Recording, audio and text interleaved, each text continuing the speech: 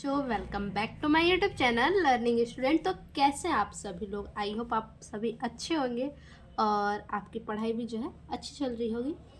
तो देखिए, आज हम लेकर के आए हैं जो क्लास 12th के बच्चे हैं, यूपी बोर्ड एग्ज़ाम देने वाले हैं, उनके लिए बायोलॉजी से जो है कि मोस्ट इम्पॉर्टेंट क्वेश्चन। और ये क्वेश्चन आपके 3 से 4 नंबर वाले क्वेश्चन है, जो कि हर बार 3 से 4 नंबर में क्या है, रिपीटेड क्वेश्चन है, हर बार आए हुए क्वेश्चन है।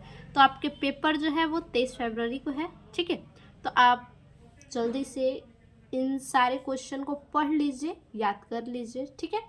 तो चलिए देखते हैं क्वेश्चन क्या है। पहला क्वेश्चन जो है वो है डीएनए का वाटसन एवं क्रिक मॉडल। ये मोस्ट इम्पॉर्टेंट क्वेश्चन है, 4 नंबर में भी पूछे जाते हैं, ठीक है। तो देखिए, डीएनए का वाटसन एवं क्रिक मॉडल क्या है। लिखेंगे इरविन सारगैफ, ठीक है, रोजामिंड फ्रैंकलिन तथा मारिस विल्किंस द्वारा एकत्रित तथ्यों के आधार पर जेम्स वाटसन तथा फ्रांसिस क्रिक ने सन 1953 में डीएनए अणु की संरचना का त्रिविमीय मॉडल प्रस्तुत किया। इसके लिए उन्होंने सन 1662 में नोबेल पुरस्कार से सम्मानित किया गया। वाटसन एवं क्रिक द्वारा प्रस्तुत डीएनए की द्विकुंडली संरचना में निम्नलिखित विशेषताएं पाई गई। अब देखिए, पहला इसमें है डीएनए अणु 2 पॉलीन्यूक्लियोटाइड श्रृंखलाओं की बनी होती है। जो डीएनए अणु होते हैं वो किसके बने होते हैं? तो वो जो है 2 पॉलीन्यूक्लियोटाइड श्रृंखलाएं होती हैं, उन्हीं की ये बने होते हैं, जो एक अक्ष के चारों ओर सर्पिलकार क्रम में दक्षिणावर्त में कुंडलित रहता है। इस प्रकार डीएनए अणु में 2 हेलिक्स होते हैं, ठीक। दूसरा पॉइंट है दोनों श्रृंखलाएं विपरीत दिशा में कुंडलित या प्रति समांतर होती हैं। दोनों श्रृंखलाएं जो है, ठीक है, डीएनए में श्रृंखलाएं जो होती है इस प्रकार से ऐसे घूमी हुई होती हैं श्रृंखलाएं। तो उसी को कह रहा है कि दोनों श्रृंखलाएं विपरीत दिशा में कुंडलित या प्रति समांतर है। ये क्या है, यहाँ पे कुंडलित होती जाती है आगे, ठीक है। एक पॉलीन्यूक्लियोटाइड श्रृंखला में शर्करा के कार्बन 5 से 3 दिशा में तथा दूसरी के सी 3 से 5 दिशा में होता है। तीसरा पॉइंट है प्रत्येक कुंडली का हेलिक्स। प्रत्येक कुंडली के जो हेलिक्स होते हैं उनमें अनेक न्यूक्लियोटाइड श्रृंखलाएं बंद होते हैं। थर्ड पॉइंट है, चौथा पॉइंट, एक श्रृंखला की सभी न्यूक्लियोटाइड्स के शर्करा अणु फास्फेट अणुओं द्वारा परस्पर जुड़े होते हैं। इनके बीच 5 से 3 फास्फोडाइएस्टर बंद होते हैं। और पांचवा है एडेनिन तथा थाइमिन के बीच 2 हाइड्रोजन बंद तथा साइटोसिन तथा ग्वानिन के बीच 3 हाइड्रोजन बंद होते हैं। देखिए, एडेनिन और ग्वानिन के बीच में 2 हाइड्रोजन बॉन्ड और साइटोसिन ग्वानिन के बीच में 3 हाइड्रोजन बंद होते हैं।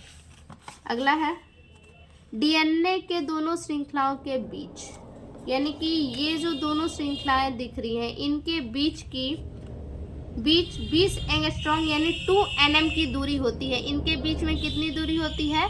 तो 20 एंगस्ट्रॉम की दूरी होती है। तथा एक ही श्रृंखला के किन्हीं 2 न्यूक्लियोटाइड्स युग्ल के बीच की दूरी 3.4 एंगस्ट्रॉम की दूरी होती है।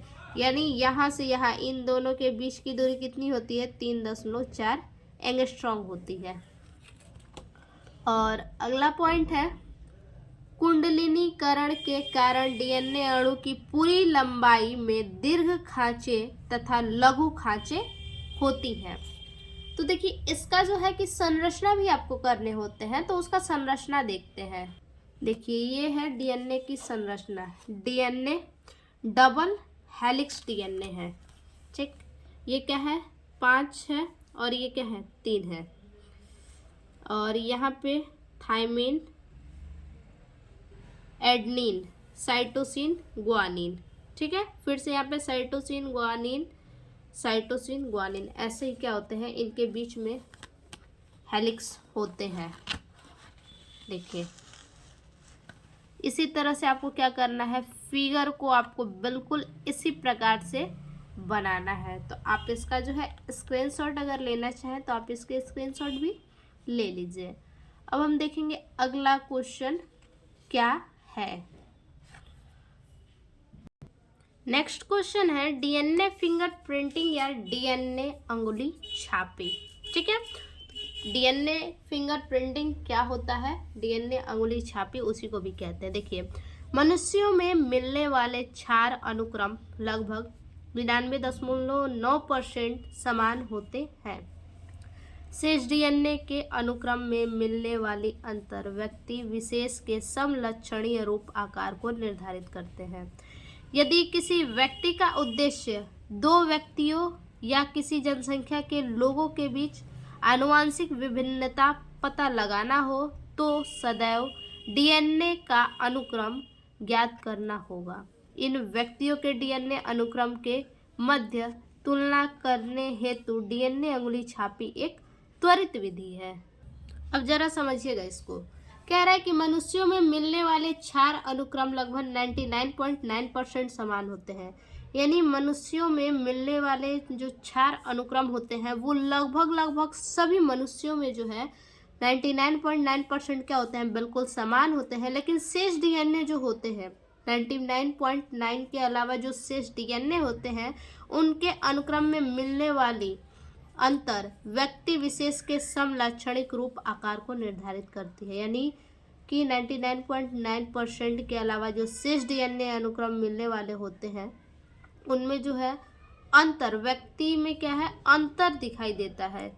जैसे कि लक्षण हो गया, कौन समान लक्षण के हैं, उनके रूप हो, व्यक्तियों के रूप हो गए, आकार हो गए, इन सभी को क्या करता है, निर्धारित करता है। यदि किसी व्यक्ति का उद्देश्य दो व्यक्ति या किसी जनसंख्या के लोगों के बीच के आनुवंशिक विभिन्नता का पता लगाना हो तो, यानी कि जैसे कोई दो व्यक्ति हैं और उनके बीच की आनुवंशिकता का क्या करना है, पता लगाना है। ठीक है, उनके आनुवंशिकता का क्या करना है, जनसंख्या के लोगों के बीच, यानी बहुत सारे जनसंख्या के लोग हैं और उनमें जो है उनकी आनुवंशिकता का पता लगाना है। तो कैसे पता लगाएंगे, तो डीएनए का अनुक्रम ज्ञात करना होगा। डीएनए टेस्ट करवा के क्या करवाएंगे, पता लगाएंगे। डीएनए की जांच होगी, डीएनए मिलाए जाएंगे दोनों व्यक्तियों के। इन व्यक्तियों के डीएनए अनुक्रम के मध्य तुलना करने के लिए, यानी जो व्यक्ति रहेंगे उन दोनों व्यक्तियों के मध्य में तुलना करने के लिए ही डीएनए अंगुली छापी एक त्वरित विधि है। यानी डीएनए फिंगर प्रिंटिंग के द्वारा उन दोनों के बीच जो है पता लगाया जा सकता है। अगला जो है सेंट्रल डोग्मा। सेंट्रल डोग्मा क्या होता है, ये मोस्ट इंपॉर्टेंट है, इसको आप ट्रिक लगा लीजिएगा, जिसे अनुवादन भी कहते हैं। सेंट्रल डोग्मा मतलब क्या होता है, अनुवादन। देखिए क्रिक के अनुसार डीएनए एमआरएनए के अनुलेखन द्वारा, जो डीएनए होते हैं वो एमआरएनए के अनुलेखन द्वारा प्रोटीन संश्लेषण के लिए सूचनाएं प्रेषित करता है। एमआरएनए अणु केंद्रक से बाहर कोशिका द्रव्य में पहुंचते हैं।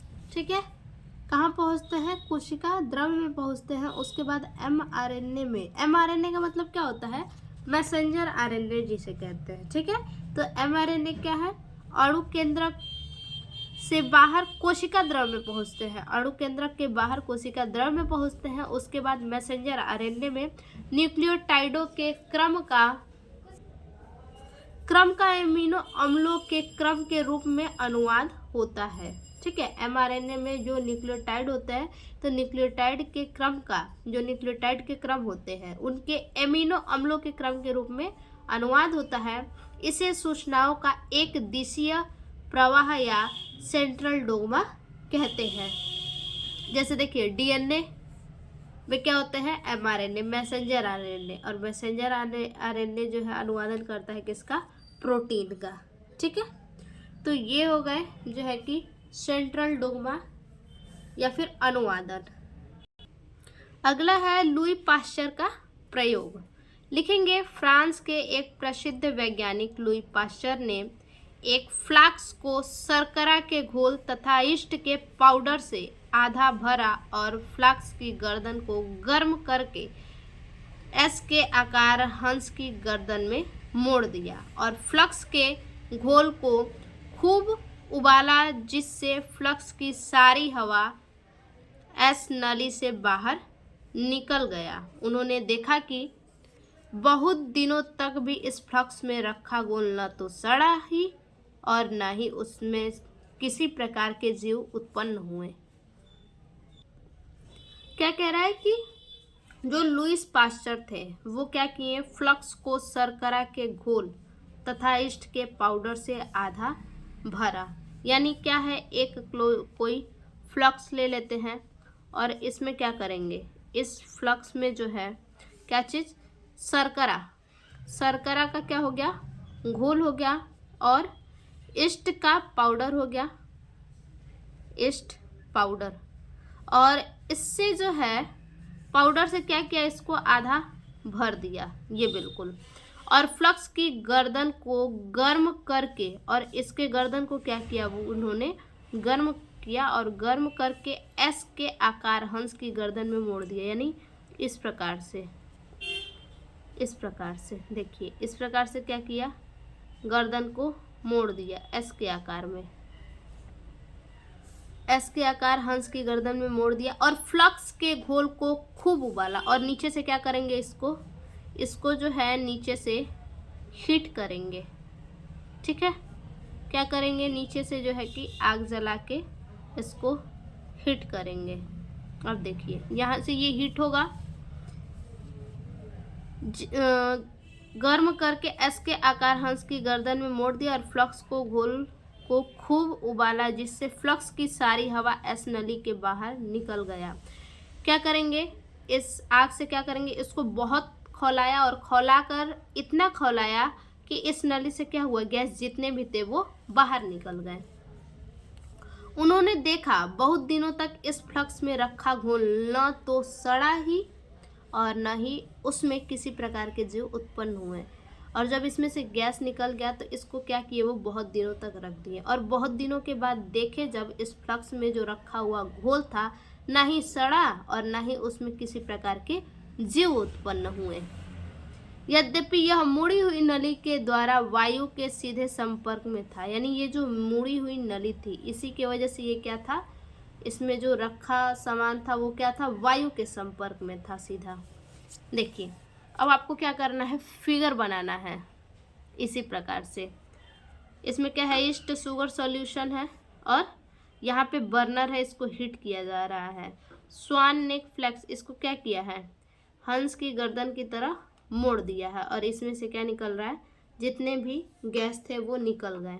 अब उसके बाद माइक्रो ऑर्गेनाइज्म इन एटमॉस्फेयर, यानी इसमें जो है जो भी छोटे छोटे जीव होते हैं वो नहीं पड़े, नो बैक्टीरिया, यानी इसमें जीव नहीं पड़े, इसमें से भाप निकाल दिया गया, बहुत दिनों तक इसको रखा गया तो इसमें जो है बैक्टीरिया वगैरह कुछ नहीं पड़े।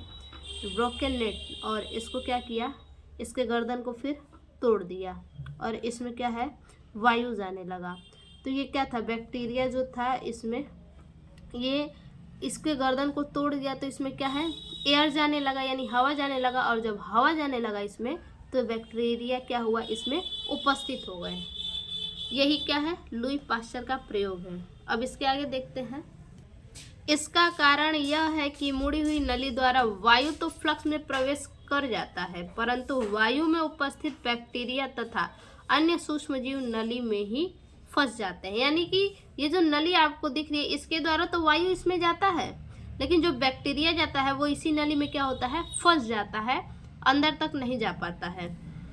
उपस्थिति बैक्टीरिया तथा अन्य सूक्ष्मजीव नली में फंस जाते हैं, यानी इसी नली में जीव क्या होते हैं, फंस जाते हैं। जब फ्लक्स की ग्रीवा तोड़ दी गई, यानी यहाँ तक इसको क्या किया जाए, तोड़ दिया जाए, तो उसके तरल पदार्थ में बहुत से सूक्ष्मजीव उत्पन्न हो गए। यानी जब इसको तोड़ दी गई तो इसमें क्या हुआ, एयर जाने लगा, और जब एयर जाने लगा तो इसमें बहुत सारे बैक्टीरिया हो गए, सूक्ष्मजीव उत्पन्न हो गए। इस प्रकार पाश्चर ने यह सिद्ध किया कि जीवाणु रहित मांस के शोरबे में किसी भी प्रकार के जीव की उत्पत्ति असंभव है। जीवाणु रहित, यानी जीवाणु रहित जो मांस होते हैं उसके शोरबे में जो है किसी भी प्रकार के जीव की उत्पत्ति असंभव है। इससे भी यही सिद्ध होता है कि जीव की उत्पत्ति जीव से ही होती है। इसे ही जीवात जननवाद कहते हैं। अगला टॉपिक है नाउ डार्विनवाद। इंपॉर्टेंट टॉपिक है, ठीक है, इसको आप इंपॉर्टेंट लगा लीजिए। पिछले कुछ वर्षों में आनुवंशिकी के नियमों तथा आनुवंशिक पदार्थ के ज्ञान तथा आधुनिक खोजों के आधार पर डार्विनवाद को नया रूप मिला। मेंडलवाद के आधार पर डार्विनवाद की व्याख्या को नव डार्विनवाद कहते हैं। यानी डार्विनवाद की मेंडलवाद के आधार पर ही क्या है, डार्विनवाद की व्याख्या, और डार्विनवाद की व्याख्या को क्या कहते हैं, नव डार्विनवाद कहते हैं। आजकल इसे जैव विकास का आधुनिक संश्लेषणात्मकवाद, इस सिद्धांत को जूलियन हक्सले ने सन 1942 में इसे सिद्ध को उपयुक्त नाम दिया। विकास का आधुनिक संश्लेषणात्मकवाद निम्नलिखित 5 कारकों पर आधारित है। कौन कौन से कारक हैं, देखिए। पहला है आनुवांशिक विभिन्नताएं या आबादी के जीन कोष में पाई जाने वाली विभिन्नताएं। दूसरा है एक ही जाति के विभिन्न आबादियों का जननिक पृथक्करण। तीसरा है प्राकृतिक वर्ण, और चौथा है अनुकूलन का आनुवंशिक आधार, और पांचवा नई जातियों का उद्भव। ठीक है, तो यही 5 जो है आधुनिक संश्लेषणात्मकवाद जो है, निम्न 5 कारक इन्हीं पर आधारित है। ठीक है, अब इसके बाद अगला टॉपिक है हमारा हार्डी-बिन वर्ग का नियम। ये श्योर है इस बार आपके पेपर में आएगा। ठीक है, देखिए हार्डी-बिन वर्ग के अनुसार उन सभी बड़ी मेंडेलियन आबादियों में विभिन्न जीन तथा जीनोटाइप की आपेक्षिक आवृत्तियां पीढ़ी दर पीढ़ी स्थायी रहती हैं। क्या कह रहा है कि जो हार्डी-बिन वर्ग थे उनके अनुसार सभी बड़ी मेंडेलियन आबादी जो है, तो उन आबादियों में विभिन्न जीन, अनेक प्रकार के जीन और जीनोटाइप, इनकी आपेक्षिक आवृत्तियां पीढ़ी दर पीढ़ी क्या है, स्थायी है। उनकी जो आपेक्षिक आवृत्तियां हैं वो क्या है, पीढ़ी दर पीढ़ी स्थायी रहती हैं, जिनमें कोई आनुवंशिक परिवर्तन नहीं होते हैं। जीन और जीनोटाइप की आवृत्तियों में क्या होते हैं, पीढ़ी दर पीढ़ी ये तो स्थायी रहती हैं, लेकिन इनमें जो है कोई आनुवंशिक परिवर्तन नहीं होते हैं, कोई जीन उत्परिवर्तन नहीं होते हैं, स्वतंत्र रूप से मैथुन या लैंगिक जनन होता है। प्राकृतिक वर्ण अनुपस्थिति होता है, इसे हार्डी-बिन वर्ग संतुलन कहते हैं। यदि किसी आबादी के जीन, यदि आबादी का जीन हो, उसके पूल के एक जीन युग्ल ए को 1 माना जाए और प्रभावी जीन यानी डबल ए, कैपिटल ए और स्मॉल ए को 1 माना जाए, और प्रभावी जीन ए तथा अप्रभावी जीन स्मॉल ए की आवृत्ति को क्रमशः P तथा Q द्वारा दिखाई जाए, तो P + Q बराबर 1, P + Q का होल स्क्वायर बराबर 1 होगा। यानी इसको a + b के होल स्क्वायर पे तोड़ देंगे, a² + b² + 2ab, यानी P² + Q² + 2pq बराबर 1 हो जाएगा। अगला टॉपिक है मलेरिया। ठीक है, देखिए यह रोग मानव जाति के लिए एक समस्या बना हुआ है। मलेरिया जो है वो क्या है, बहुत ही ज़्यादा खतरनाक बीमारी है ये। प्रत्येक वर्ष विश्व में लाखों व्यक्ति इस रोग से पीड़ित हैं और कितने की मृत्यु ग्रस्त हो जाते हैं। यानी कि प्रत्येक वर्ष इस मलेरिया से जो है लाखों व्यक्ति क्या होते हैं, पीड़ित होते हैं, और इसमें से बहुत ज़्यादा लोग क्या होते हैं, मृत्यु को प्राप्त करते हैं। इनके लक्षण क्या है, मलेरिया बुखार एक कोशिकीय प्रोटोजोआन परजीवी प्लाज्मोडियम द्वारा होता है। किसके द्वारा? मलेरिया जो है ये एक प्रकार का प्लाज्मोडियम परजीवी के द्वारा होता है। इसमें कपकपी एवं ठंड लगने के साथ तेज बुखार। इसमें क्या होता है, एक तो कपकपी यानी ठंड आपको काफ़ी ज़्यादा लगेगा, और 105 से 106 डिग्री सेल्सियस तक क्या होता है, आपको बुखार होता है। इस रोग से सिर में तीव्र दर्द, यानी जब मलेरिया होता है तो सिर में काफ़ी ज़्यादा दर्द होने लगता है और मतली होती है, यानी जी मिचलाने लगता है। अब इनके संक्रमण हैं मादा एनाफिलीज मच्छर के काटने से। यह रोग एक व्यक्ति से दूसरे व्यक्ति में पहुंचता है। देखिए, यदि कोई मादा एनाफिलीज मच्छर जो होते हैं वो किसी व्यक्ति को काट ले और उस व्यक्ति को काटने के बाद किसी दूसरे व्यक्ति को भी जाके काट दे, तो वहाँ क्या होता है, ये एक दूसरे से दूसरे व्यक्ति में क्या है, पहुँच जाता है। यह दलदली इलाकों में अत्यधिक पाए जाते हैं, यानी जहाँ दलदल होता है, जहाँ गंदगी होते हैं, सफाई नहीं होते हैं, ठीक है, वहाँ पे सबसे अधिक पाया जाता है। मादा एनाफिलीज मच्छर आरबीसी तथा यकृत कोशिकाओं को नष्ट करता है। ये मच्छर क्या करता है, आरबीसी यानी रेड ब्लड सेल को इफेक्ट करता है और यकृत यानी लीवर को हमारे नष्ट करता है। बड़ी संख्या में आरबीसी के नष्ट होने के कारण ये क्या करता है, बड़ी संख्या में रेड ब्लड सेल को नष्ट कर देता है और नष्ट होने के कारण जो है हीमोजाइम नामक विषैला पदार्थ बनाता है, जिसके कारण कपकपी, सिर दर्द, तेज बुखार होता है। आगे सन 1994 में भारतीय सेना के एक डॉक्टर सर रोनाल्ड रोस ने पता लगाया कि मलेरिया रोग के काटने से फैलता है। ठीक है, मलेरिया रोग जो है मच्छर के काटने से फैलता है। किसने पता लगाया? तो सर रोनाल्ड रोस ने पता लगाया। इसके लिए उन्होंने सन 1902 में नोबेल पुरस्कार से सम्मानित किया गया था। अब इसके उपचार क्या है, ट्रीटमेंट कैसे करेंगे, तो पॉइंट वाइज लिखेंगे ट्रीटमेंट। देखिए, पहले है डीडीटी के छिड़काव से मच्छर को नष्ट कर देना चाहिए। ठीक है, डीडीटी धुआं एक होता है, उसके छिड़काव से क्या है, मच्छर को नष्ट करना चाहिए। मच्छर के लार्वा जोहड़ व तालाब के पानी में तैरते रहते हैं। जो मच्छर के लार्वा होते हैं जिससे मलेरिया फैलता है, तो उनके लार्वा जो है जोहड़ या फिर तालाब में जो है तैरते रहते हैं। इन्हें कीटनाशक पदार्थों या मिट्टी का तेल छिड़क कर नष्ट कर देना चाहिए।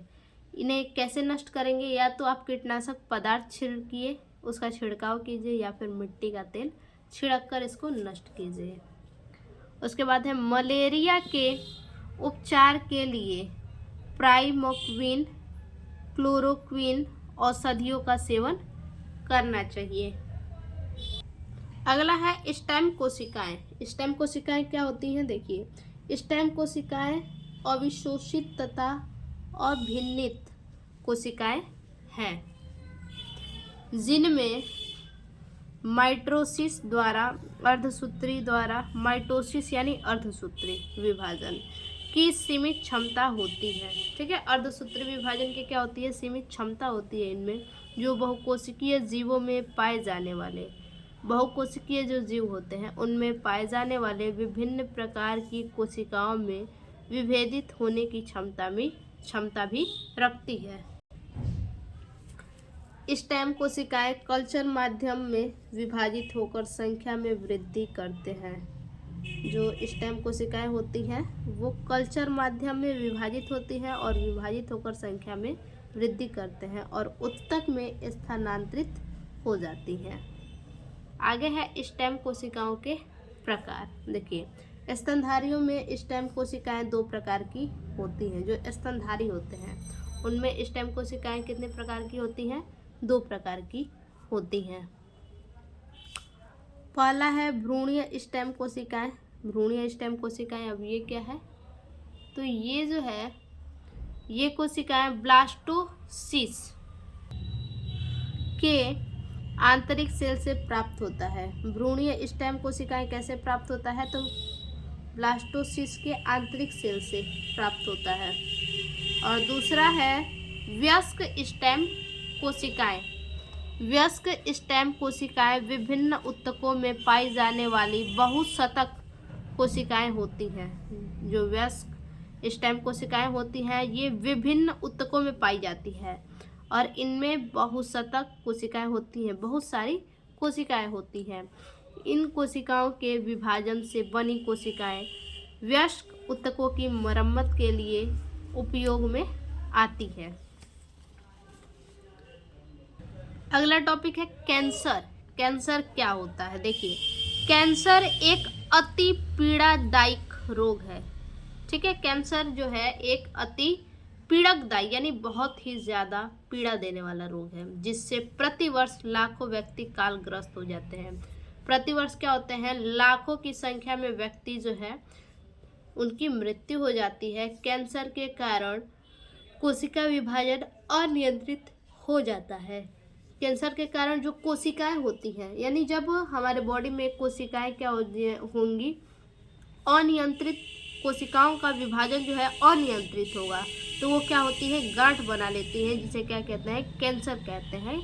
अनियंत्रित हो जाते हैं तथा कोशिकाएं अविभेदित कोशिकाओं का एक ट्यूमर बना लेता है। यानी कोशिका विभाजन अनियंत्रित जब होगा, काफ़ी ज़्यादा, हद से ज़्यादा जब कोशिका विभाजन होने लगता है तो वो क्या है, ट्यूमर बन जाता है, जिसे क्या कहते हैं, कैंसर कहते हैं।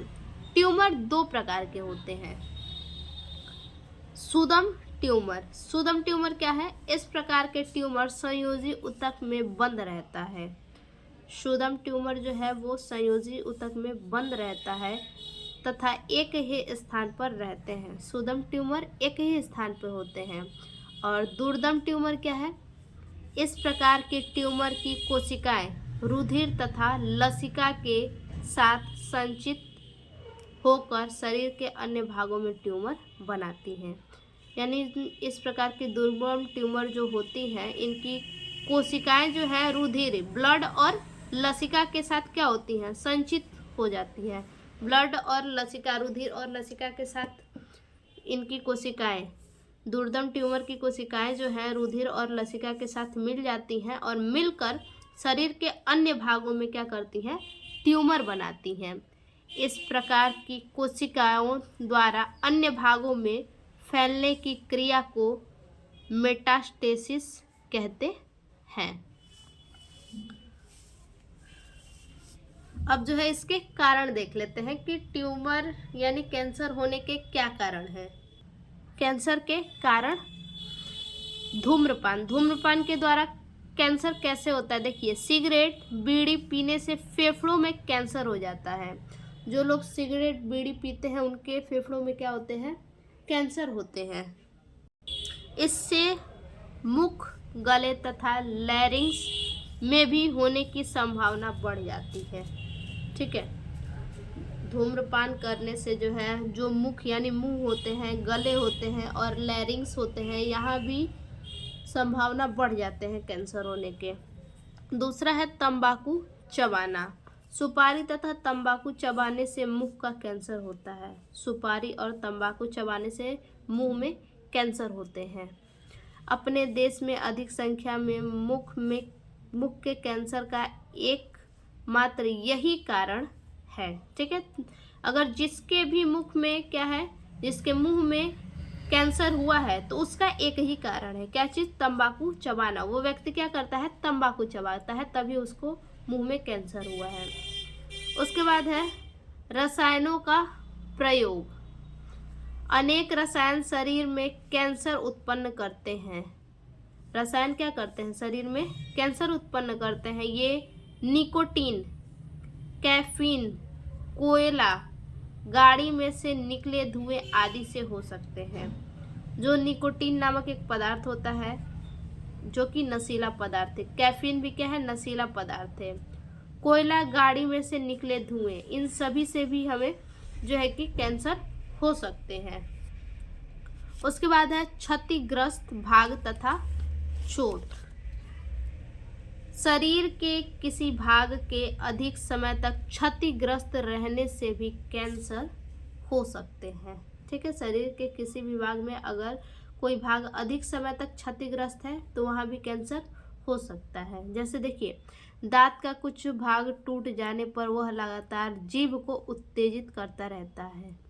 अगर कुछ लोग को ऐसे देखे होंगे कि दांत टूट जाता है तो वो क्या करते हैं, उसको सही नहीं करवाते हैं, वैसे ही छोड़ देते हैं, तो वो लगातार उस टूटे हुए दांत पे जीभ जाता है और क्या करता है, उसको उत्तेजित करता रहता है, जिससे जीभ के उत्तेजित भाग में कैंसर हो सकता है। कौन कौन से लक्षण हैं? पहला लक्षण है शरीर के किसी भाग में गांठ का बनना। शरीर के किसी भी भाग में गांठ बनेगा तो वहाँ कैंसर होना श्योर है। जैसे होठ, होठ में यदि गांठ बन गया, जीभ पर गांठ बना, या फिर स्तनों में, स्त्रियों में स्तन कैंसर ही सामान्य रूप से पाया जाता है। यानी स्त्रियों में जो है खासकर स्तन कैंसर पाया जाता है, जो कि उनके स्तन में जो है गांठ बन जाता है। दूसरा है जख्म या फोड़ा जो जल्दी नहीं भरता है। जो जख्म है या फिर फोड़ा वगैरह है, काफ़ी दिनों तक हुआ है, वो जल्दी सही नहीं हो रहा है, तो वहाँ भी क्या है, कैंसर हो सकता है। अनियमित रुधिर स्राव या रुधिर के समान द्रव का विसर्जन, विशेषकर स्त्रियों में रजनोवृत्ति के बाद। यानी कि जो स्त्रियां होती हैं, रुधिर स्राव या रुधिर के समान जो रुधिर स्राव होता है या फिर रुधिर के समान द्रव का जो विसर्जन होता है, विशेषकर स्त्रियों में रजनोवृत्ति के बाद यानी पीरियड्स के बाद। कब्ज का बना रहना या भूख न लगना, ये भी क्या है, लक्षण के इनके कैंसर के लक्षण है। अब उसके बाद देखेंगे, आखिरी हेडिंग जो बनाएंगे वो रहेगा उपचार। उपचार क्या है, देखिए, वैज्ञानिकों को अभी तक कैंसर का निश्चित इलाका नहीं मिल पाया है। जो वैज्ञानिक हैं उनको आज तक कैंसर का निश्चित इलाज क्या है, नहीं मिल पाया है कि कैंसर का इलाज हो क्या सकता है। आजकल शल्य चिकित्सा, विकिरण चिकित्सा प्रभाव क्षेत्र को एक्स किरणों द्वारा अनावृत करके इम्यूनोथेरेपी, कीमोथेरेपी द्वारा कैंसर का इलाज करते हैं। जैसे सर्जरी हो गया और रेडिएशन थेरेपी हो गया। अगला क्वेश्चन है एड्स, ठीक है, जिसे क्या कहते हैं, एक्वायर्ड इम्यूनोडिफिशियंसी सिस्टम कहते हैं, सिंड्रोम्स, एड्स। अब एड्स क्या होता है, देखिए, रेट्रोवायरस के कारण यह रोग होता है। किसके कारण, रेट्रोवायरस, एड्स वायरस या HIV वायरस भी कहते हैं। रेट्रोवायरस के कारण एड्स होता है और इसे एड्स, रेट्रोवायरस को एड्स या फिर HIV वायरस भी कहते हैं। यह शरीर के T4 लिम्फोसाइट्स कोशिका प्रतिरक्षा तंत्र को नष्ट या क्षीण करता है। किसको नष्ट करता है, तो T4 लिम्फोसाइट्स कोशिका प्रतिरक्षा तंत्र को नष्ट करता है। अतः शरीर के क्षतिग्रस्त T लिम्फोसाइट्स या क्षारक कोशिकाएं रोगाणुओं के संक्रमण का सामना करने में असफल रहती हैं और शरीर की प्रतिरक्षा क्षमता समाप्त हो जाती है। संचरण, अब ये फैलता कैसे है, देखिए, एड्स निम्न प्रकार से फैलता है। संक्रमित व्यक्ति के साथ यौन संपर्क द्वारा, यानी कोई व्यक्ति क्या है, एड्स से संक्रमित है और उसके साथ यौन संपर्क बनाया जाए तो उससे दूसरा व्यक्ति भी क्या होगा, संक्रमित हो जाएगा। संदूषित सिरिंज के प्रयोग से, कोई सिरिंज है यानी इंजेक्शन है, किसी व्यक्ति को लगाया गया, एड्स वाले व्यक्ति को लगाया गया और उसी इंजेक्शन से है जो है किसी दूसरे व्यक्ति को भी इंजेक्शन लगाया गया, तो उससे भी क्या है, एड्स होते हैं। अंग प्रतिरोपण द्वारा, अंग का क्या हो, प्रतिरोपण हो। और चौथा जो है कृत्रिम वीर्य सेचन द्वारा, कृत्रिम वीर्य जो सेचन होते हैं उनके द्वारा। उपलब्ध आंकड़ों के अनुसार एड्स से पीड़ित रोगियों में से 75% एक ही लिंग के व्यक्तियों के बीच लैंगिक संबंध या एक से अधिक पुरुष या स्त्रियों से सहवास करने वाले 17% अंतः सिरा इंजेक्शन द्वारा नशीली पदार्थ लेने वाले 2% रुधिर आधान से तथा शेष 6% अन्य कारणवश होते हैं। रोग के लक्षण देखिए, क्या क्या लक्षण हो सकते हैं। रोगी को लगातार बुखार आना, यानी जिसको कैंसर है उनको क्या होंगे, लगातार बुखार होते रहेंगे। लगातार दस्त लगना, यानी पेट उनका क्या होगा, बिल्कुल दर्द रहेगा पेट में। शरीर का भार कम होना, और शरीर जो है बिल्कुल हल्का लगेगा।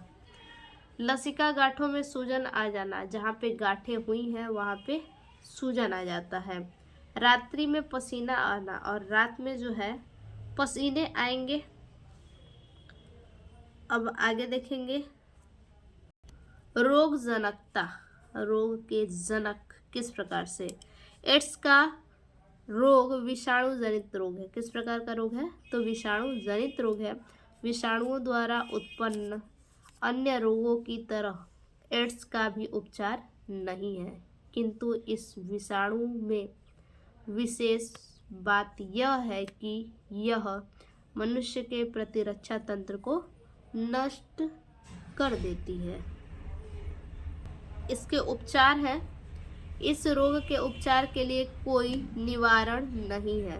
ठीक है, इस रोग के उपचार के लिए कोई निवारण नहीं है।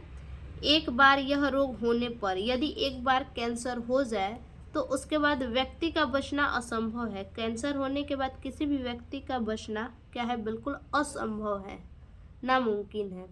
फिर भी प्रतिरक्षा उत्तेजना विधि द्वारा शरीर में इस विषाणु की निरोधक कोशिकाओं की संख्या में वृद्धि की जा सकती है।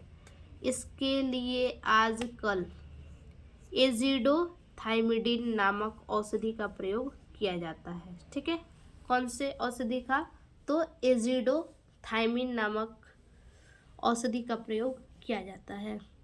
अब इसके बाद अगला हेडिंग रहेगा नियंत्रण।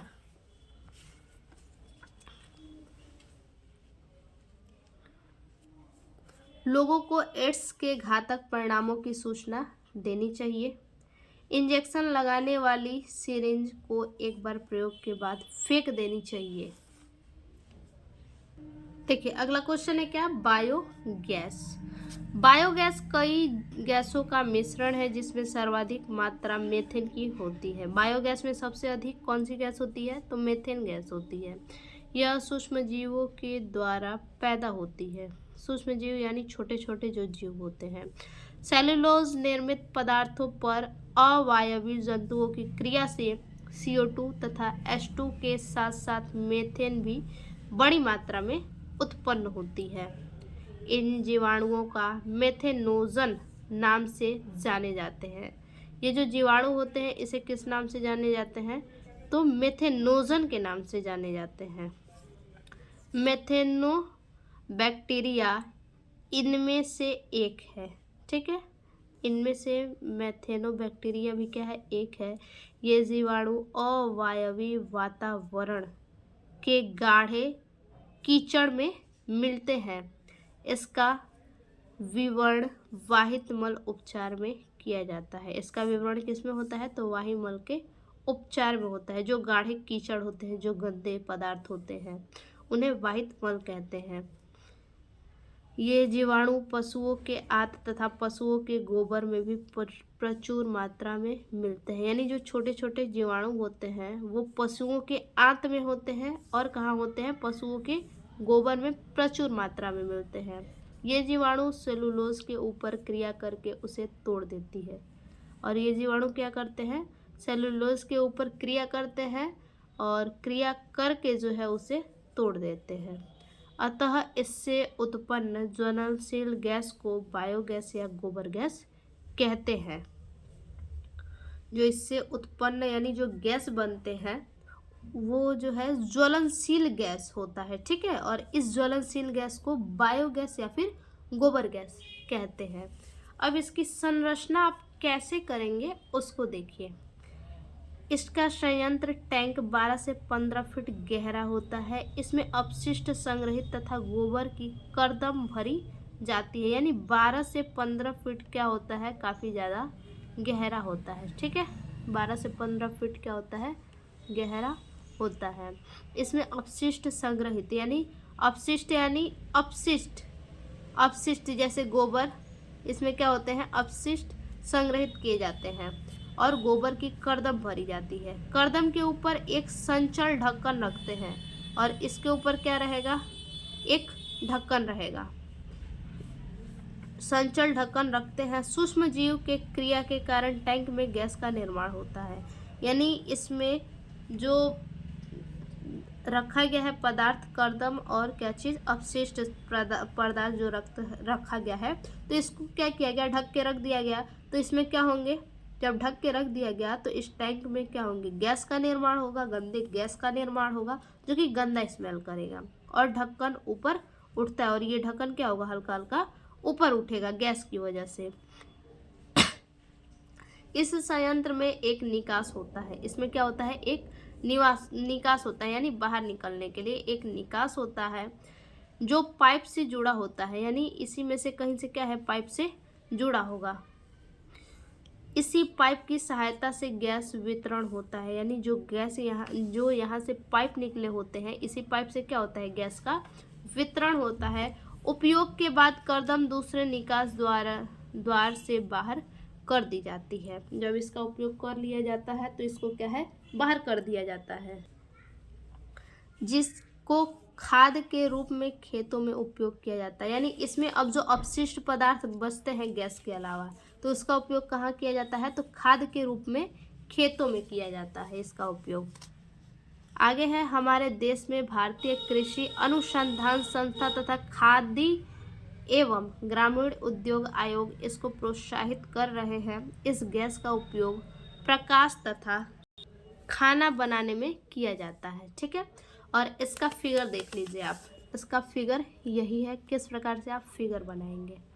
ठीक है, डाइजेस्टर है ये, इसमें क्या है, होल्डर लगा हुआ है, देखिए बिल्कुल इसी प्रकार से आपको क्या करना है, फिगर बनाने हैं। तो हम देखते हैं अगला क्वेश्चन। अगला क्वेश्चन है, चिकित्सा के क्षेत्र में प्रौद्योगिकी का क्या उपयोग है, या मानव इंसुलिन पर टिप्पणी। ठीक है, तो देखिए मानव इंसुलिन एक लघु प्रोटीन हार्मोन है। क्या है, बिल्कुल छोटा सा एक प्रोटीन हार्मोन है। यह हार्मोन अग्नाशय की बी कोशिकाओं में, ठीक है, बीटा कोशिकाओं में उपस्थित होता है। यह लैंगरहैंस की द्वीपिकाओं से स्रावित होता है। कैसे स्रावित होता है, तो लैंगरहैंस की द्वीपिकाओं से स्रावित होता है।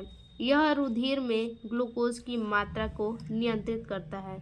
जो हमारे ब्लड में ग्लूकोज की मात्रा होती है उसको कंट्रोल में करता है। इस हार्मोन्स के अम्ल स्राव से मधुमेह नामक रोग होता है। ये जो हार्मोन्स है इसके अल्प स्राव से, यानी कम स्राव से जो है मधुमेह नामक रोग होता है। प्रारंभ में मधुमेह रोगी के उपचार के लिए, जो मधुमेह रोगी का उपचार होता है उसके लिए इंसुलिन को सूअर तथा गाय से प्राप्त किया जाता था। जो इंसुलिन होता है वो कैसे प्राप्त किए जाते हैं, तो सूअर में काफ़ी अधिक इंसुलिन होते हैं, तो सूअर तथा गाय से प्राप्त किया जाता था। परंतु इससे कुछ रोगियों में एलर्जी भी होने लगती थी। यानी जब सूअर और गाय से प्राप्त करके इंसुलिन मानव को चढ़ाया जाता था तो रोगियों में एलर्जी भी क्या होने लगती थी। ठीक है, बाद में लिली ने जीन अभियांत्रिकी डीएनए तकनीकी का उपयोग करके ई कोलाई जीवाणु के द्वारा इंसुलिन प्राप्त किया, जिसे मानव इंसुलिन कहा जाता है। ठीक है, किसके द्वारा उपयोग किया, तो ई कोलाई जीवाणु के द्वारा इंसुलिन प्राप्त किया। अब अगला जो है पुनर्योगज डीएनए पुनर्योगज तकनीकी की व्याख्या करनी है। देखिए, किसी जीव से प्राप्त वांछित डीएनए को पोषद के डीएनए से जोड़कर कोई वांछित उत्पाद को प्राप्त करना डीएनए पुनर्योगज तकनीकी कहलाता है। यह तकनीक निम्नलिखित चरणों में पूर्ण होती है। कौन कौन से चरण में, तो पहला है वांछित जीन विगलन। देखिए, सर्वप्रथम किसी जीव में से डीएनए खंड को अलग करना होता है। सबसे पहले क्या किया जाता है, तो सबसे पहले जो है किसी जीव में से डीएनए खंड को अलग करते हैं। फिर प्रतिबंधन एंजाइम की सहायता से छोटे छोटे खंडों में तोड़ा जाता है। इसके बाद डीएनए का नया विकृतीकरण होता है, यानी पहले छोटे छोटे खंडों में क्या करेंगे, तोड़ लेंगे, और तोड़ने के बाद डीएनए का नया विकृतीकरण होता है। दूसरा है वाहक डीएनए अणु का चयन। इसके अंतर्गत किसी वांछित जीन को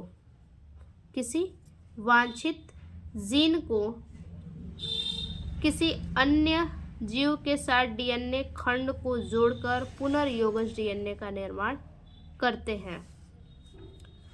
अगला है पुनर्योगज डीएनए को पोषक जीवाणु के अंदर प्रवेश कराना। जो डीएनए होते हैं उनको पोषक जीवाणु के अंदर कैसे प्रवेश कराना है। इसके अंतर्गत पुनर्योगज डीएनए अणु को पोषक कोशिका के अंदर प्रवेश कराया जाता है। पोषक रूप में मुख्यतः ई कोलाई का प्रवेश किया जाता है। पोषक रूप में किसका प्रवेश होता है, तो ई कोलाई का प्रवेश होता है। उसके बाद पुनर्योगज डीएनए का पूंजीकरण किया जाता है। इस चरण में पुनर्योगज डीएनए अणु की अनेक प्रतिलिपियां तैयार की जाती है। ठीक है, बहुत सारी प्रतिलिपियां जो है इसकी तैयार की जाती है पुनर्योगज डीएनए की।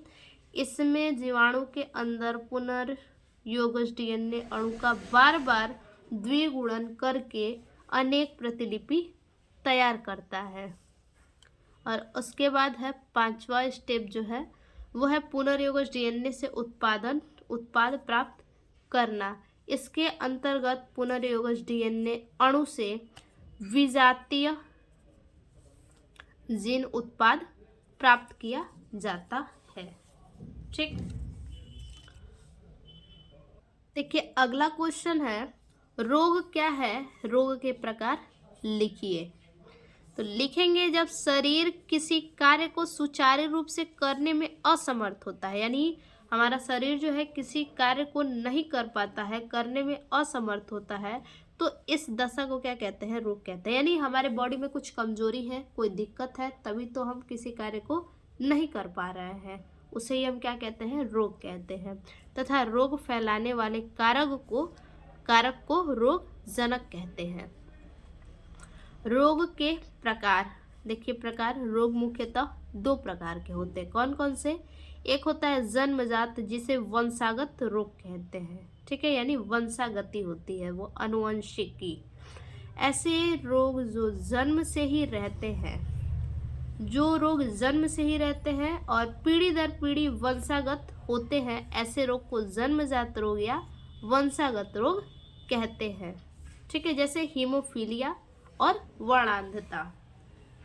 वर्णांधता में क्या है कि कलर क्या है, जो रेलवे ड्राइवर होते हैं तो वर्णांध व्यक्ति को रेलवे ड्राइवर नहीं बनाया जाता है, क्योंकि वो लाल और हरे रंग में विभेद नहीं कर पाते हैं। ठीक है, यानी सीधा समझिए जन्मजात क्या है, तो जो रोग जन्म से ही रहते हैं और पीढ़ी दर पीढ़ी क्या है, होते रहते हैं, ऐसे रोगों को जन्मजात रोग कहते हैं। और दूसरा है उपार्जित रोग। उपार्जित रोग क्या है, तो ऐसे रोग जो जन्म के बाद विभिन्न कारणों से उत्पन्न होते हैं। उपार्जित यानी जन्म के बाद होते हैं और अनेक कारणों से उत्पन्न होते हैं, उन्हें उपार्जित रोग कहते हैं। जैसे कुपोषण, रतौंधी, एलर्जी, कैंसर आदि। ठीक है, अब ये उपार्जित रोग भी क्या है, दो प्रकार के होते हैं।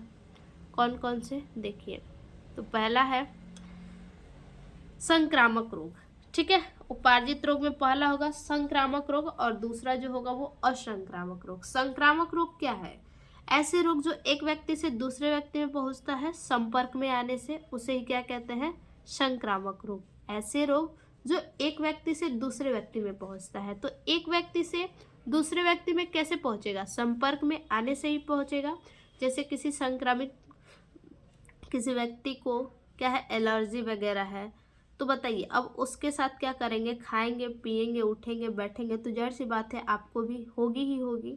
इसे क्या कहते हैं, संक्रामक रोग कहते हैं। जैसे वो व्यक्ति खांसेगा, छींकेगा, तो उसके जो ड्रॉपलेट्स होंगे, यानी जो बूंदें होंगी मुंह की, वो क्या होंगी, आपके ऊपर आएंगे, तो आपको भी रोग होगा। यह रोगाणुओं के कारण फैलता है। किसके कारण, तो रोगाणुओं के कारण, जैसे मलेरिया हो गया, टाइफाइड हो गया, एड्स हो गया, ठीक है। और दूसरा क्या बताया है, असंक्रमित रोग, ऐसे रोग जो एक व्यक्ति से दूसरे व्यक्ति में नहीं पहुंचता, असंक्रमित रोग कहते हैं। अब जैसे कैंसर है, वो एक व्यक्ति से तो दूसरे व्यक्ति में फैलेगा नहीं। एलर्जी है, वो एक व्यक्ति से दूसरे व्यक्ति में जाएगा नहीं। मधुमेह भी क्या है, इसी प्रकार से है। मधुमेह जिसे डायबिटीज कहते हैं। अब किसी व्यक्ति को डायबिटीज हुआ है, किसी दूसरे व्यक्ति को तो होगा नहीं, संपर्क में आने से ये नहीं होते हैं, ठीक है। अगला है पीसीआर की व्याख्या कीजिए, ठीक है, जिसे पॉलीमेरेज श्रृंखला भी कहते हैं, पॉलीमेरेज चेन रिएक्शन, ठीक है। इसके अंतर्गत वांछित जीन खंड की अनेक प्रतिलिपियां प्राप्त की जाती है। इस अभिक्रिया में सर्वाधिक प्रयोग में लाया जाने वाला एंजाइम डीएनए पॉलीमरेज है। इस तकनीकी की खोज कैरी मुलिस नामक वैज्ञानिक ने की थी। पीसीआर की खोज किसने की थी, तो कैरी मुलिस नामक वैज्ञानिक ने की थी। पीसीआर के 3 चरण होते हैं, ठीक है। कितने चरण, तो 3 चरण। पहला चरण है विकृतीकरण। इस चरण के अंतर्गत डीएनए रज्जु को 2 मिनट के लिए 95% तक गर्म करते हैं, जिससे डीएनए में उपस्थित हाइड्रोजन बंध टूट जाते हैं। डीएनए रज्जु को क्या करते हैं, 2 मिनट तक गर्म करते हैं, और गर्म करने के बाद जो है 95 मिनट तक, 2 मिनट के लिए 95 डिग्री सेल्सियस पर गर्म करते हैं, जिससे डीएनए में उपस्थित हाइड्रोजन बंध, जो डीएनए में हाइड्रोजन बंध उपस्थित होते हैं, वो टूट जाते हैं तथा डीएनए में रज्जुक अलग हो जाते हैं। अगला है तापानुशीतन। तापानुशीतन क्या है, इस चरण में डीएनए को लगभग 40 डिग्री सेल्सियस तक, इस चरण में क्या होते हैं, डीएनए को लगभग 40 डिग्री सेल्सियस तक सीलन यानी ठंडा करते हैं, ताकि प्रारंभ अपने पृथक डीएनए रज्जुकों का पूरक अनुक्रमों का तापानुशीतन कर सके। पीसीआर के दूसरे चरण को प्रारंभिक बंधन भी कहते हैं, ठीक है। जो पीसीआर का दूसरा चरण होता है तापानुशीलन, उसको क्या कहते हैं, प्रारंभिक बंधन कहते हैं। और तीसरा है दीर्घीकरण। इस चरण में डीएनए पॉलीमेरेज एंजाइम पॉलीमेरेज प्रारंभ को उत्प्रेरित करता है तथा डीएनए का द्विगुणन पूर्ण करता है, जिससे डीएनए प्रतिलिपियां तैयार होती हैं, ठीक है।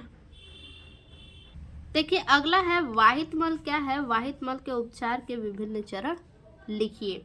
तो लिखेंगे शहरों, कस्बों, नगरों आदि के घरों व कार्यालय द्वारा निकला मल मूत्र जो नालियों में बहता है, उसे वाहित मल कहते हैं।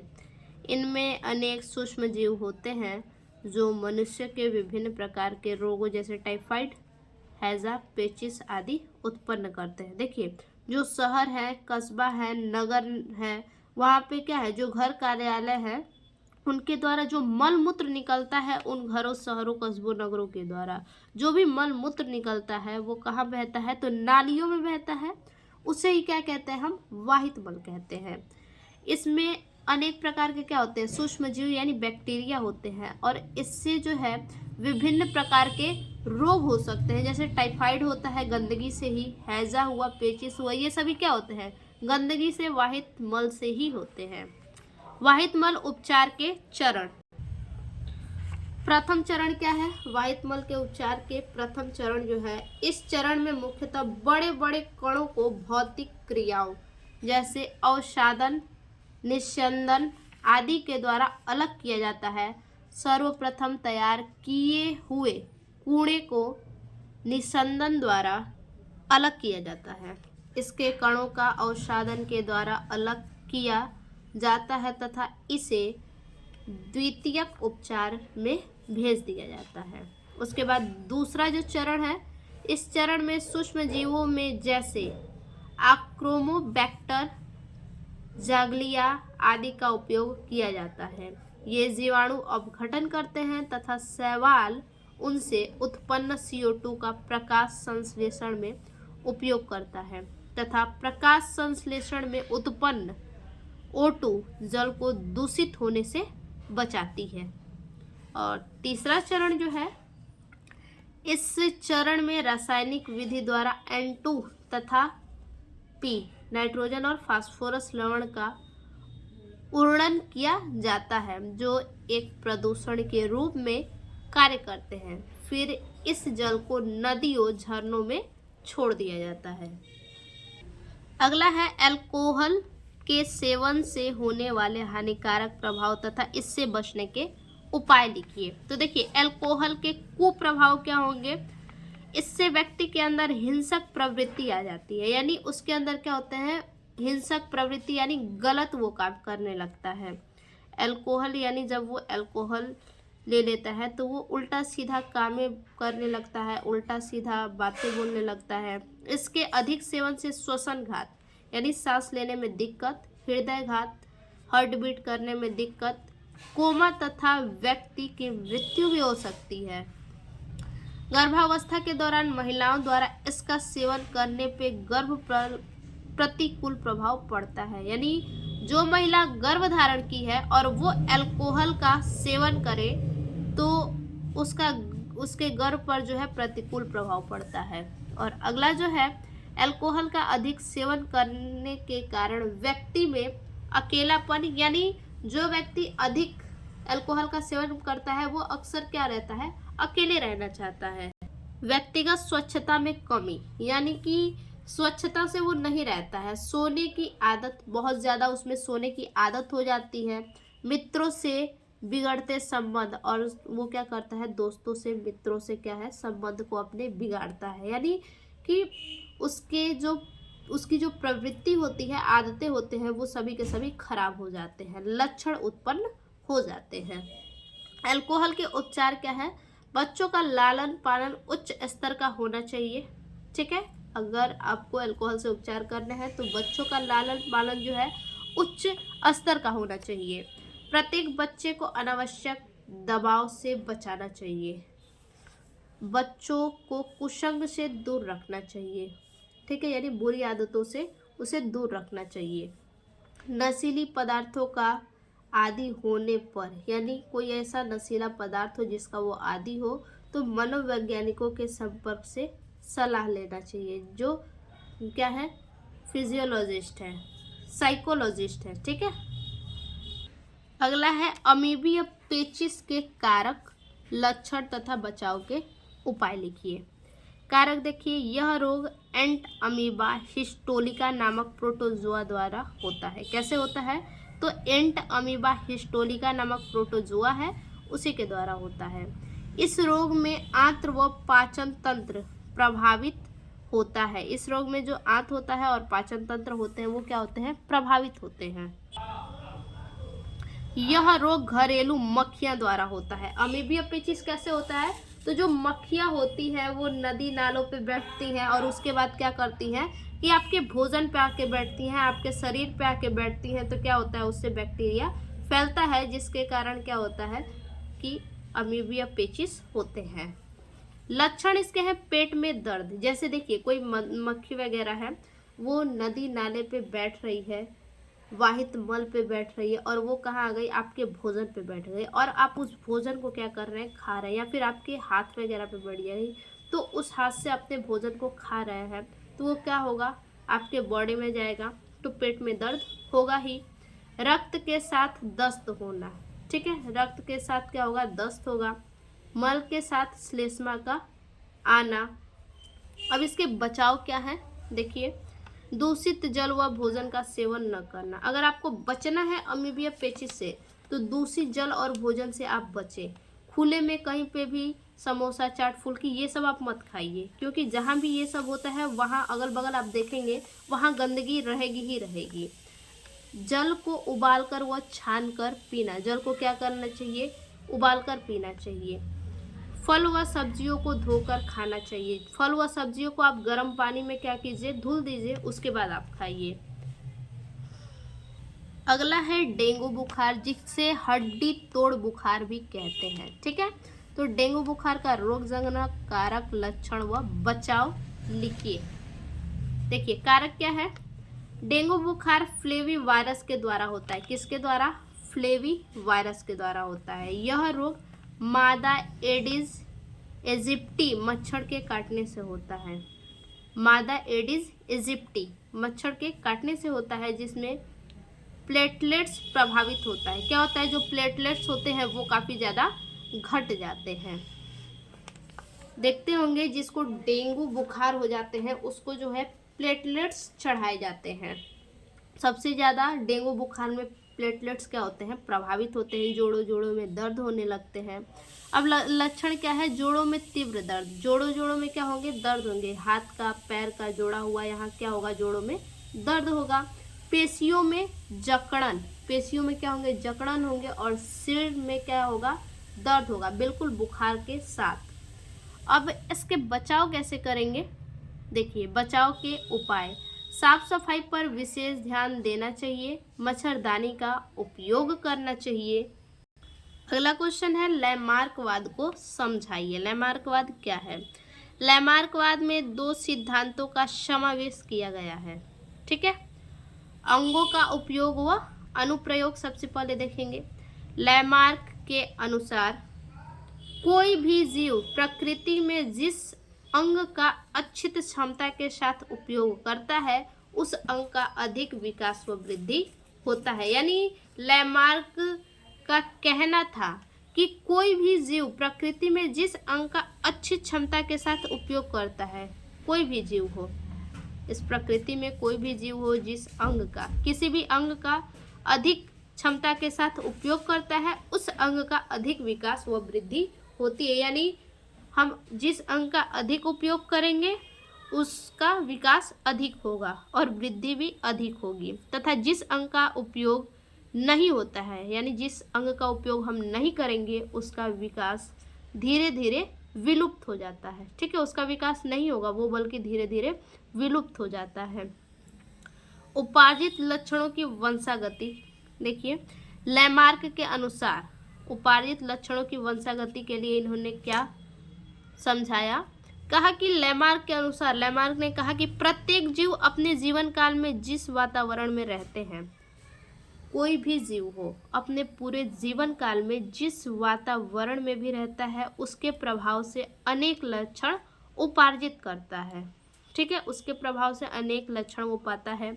यही उपार्जित लक्षण उसकी संतान में पहुंच जाती है और यही लक्षण क्या होते हैं? उसके संतान में भी पहुंचते हैं तथा धीरे धीरे एक नई जाति बन जाती है। अब उसके बाद है डार्विनवाद तथा प्रकृति वर्ण का विस्तार में वर्णन। देखिए लिखेंगे, चार्ल्स डार्विन ने सन 1859 ईस्वी में अपनी पुस्तक प्राकृतिक चयन द्वारा जातीय की उत्पत्ति में अपने सिद्धांतों को व्याख्या प्रस्तुत की। ठीक है, क्या किया उन्होंने? प्रकृति चयन द्वारा उन्होंने जाति की उत्पत्ति में, जो जातियों की उत्पत्ति होती है उसमें इन्होंने अपने सिद्धांतों की व्याख्या प्रस्तुत की। व्याख्या क्या प्रस्तुत की? जीवों में संतान उत्पत्ति की प्रचुरता क्षमता की व्याख्या इन्होंने प्रस्तुत की। देखिए, प्रत्येक जीव में अपनी जाति को बनाए रखने के लिए संतान उत्पत्ति की अपार क्षमता होती है। इन्होंने कहा कि प्रत्येक जीव जो होते हैं वो अपनी जाति को बनाए रखने के लिए क्या करते हैं? संतान उत्पत्ति करते हैं। इसके फलस्वरूप पृथ्वी पर जीव की इन जातियों की आबादी, इसके फलस्वरूप जो पृथ्वी पर जितने भी पृथ्वी पर जीवन की जितनी भी जातियां हैं उनकी आबादी लगभग निश्चित तथा संतुलित रहती है। उसके बाद है जीवन संघर्ष। सभी जीव जीवित रहने के लिए संघर्ष करते हैं। इनका कहना था डार्विन का कि जो सभी जीव होते हैं वो जीवित रहने के लिए संघर्ष करते हैं। भोजन, आवास तथा उचित वातावरण के लिए जीवधारी में जीवन संघर्ष होता है। जीवन संघर्ष सजातीय, अंतर्राष्ट्रीय तथा वातावरणीय होता है। आगे है वातावरण में निरंतर परिवर्तन कैसे होता है? देखिए, जीवधारी निरंतर वातावरण से प्रभावित होते रहते हैं। पर्यावरणीय दशाओं में प्रभावित होने के कारण इनमें विभिन्नताएं उत्पन्न होती हैं। जो अपने आप को वातावरण के अनुकूल रखता है वह जीवित रहता है, जो नहीं रख पाता यह विलुप्त हो जाता है।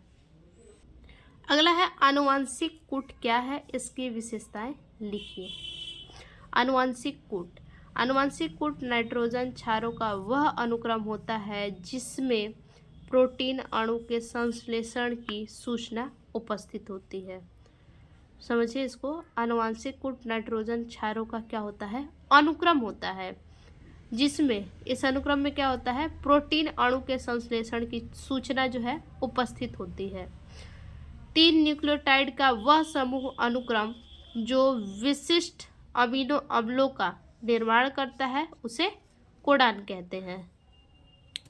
अब देखेंगे आनुवंशिक कूट की विशेषताएं। देखिए, आनुवंशिक कूट त्रिक होता है, यानी AUG UUU। आनुवंशिक कूट क्या होते हैं, त्रिक होते हैं। आनुवंशिक कूट कोम विहीन होता है। किस प्रकार का, तो कोम विहीन होता है तथा सार्वत्रिकता को दर्शाते हैं। आनुवंशिक प्रकूट के एक ही अक्षर का उपयोग 2 विभिन्न प्रकूटों में नहीं किया जाता। जो आनुवंशिक प्रकूट होते हैं उसके एक ही अक्षर का उपयोग 2 अलग अलग प्रकूटों में नहीं किया जाता है। आनुवंशिक कूट अपभ्रष्टता को दर्शाती है। ठीक है, अपभ्रष्टता को क्या करती है, दर्शाती है। AUG मेथियोनिन जिसे स्टार्ट कोडान कहते हैं, और UUU फेनिल एलानिल जिसे एमिनो एसिड कोडित कहते हैं। एक विशिष्ट प्रकूट एक ही अमीनो अम्ल को कोडित करता है। ठीक है, तो ये हो गए आपके जितने भी हमने आपको बताया क्या चीज़, 3 और 4 नंबर वाले क्वेश्चन जो कि हर बार आपके पेपर में क्या है, पूछता है। तो आज के लिए बस इतना ही। फिर से मिलते हैं एक और नए वीडियो में नए टॉपिक के साथ। तब तक के लिए धन्यवाद।